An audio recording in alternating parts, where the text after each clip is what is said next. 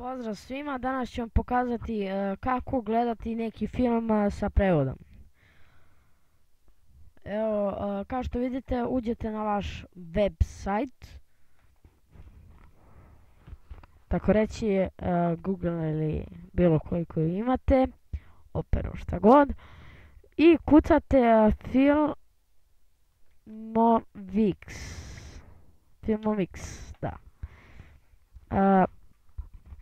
Ja ću vam link ostaviti u tutorijalu, a sada ću vam pokazati kakav je u stvari taj Filmovix.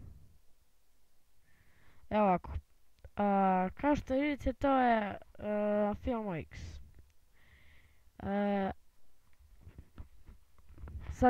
Sad ću vam pokazati kako to. Evo je, to je taj Filmovix. Filmovix. Link će biti u deskripciji.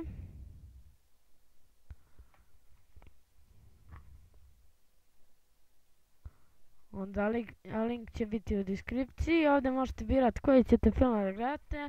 Imate strani, akcije, ture, sve koji god volite.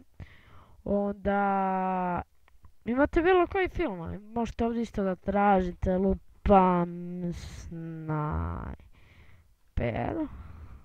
I da imamo koji imaju. Naravno možete imate American Sniper, Sniperista, Sniper Gates. Naravno pa ima ovaj neki najstariji film. Pa onda Sniperista 2, 2002. Pa ovaj Sniper 3, Sniper 2. To pa imate Sniper, svejedno koji god. Onda On Shot 1 hitac, imate to, ja sam taj film gledao. Sniper oružje odmah, to sam gledao isto. Tako da, pola ovih filmova sam ja izgledao, tako da preporučio bih i vama da gledate i nadam se da sam vam pomogao nešto u klipu i nadam se da sam vam nešto pomogao. Tako da, hvala vam što ste gledali ovaj klip i nadam se da ste uživali, iako je bio baš kratak. Hvala vam puno i ćao.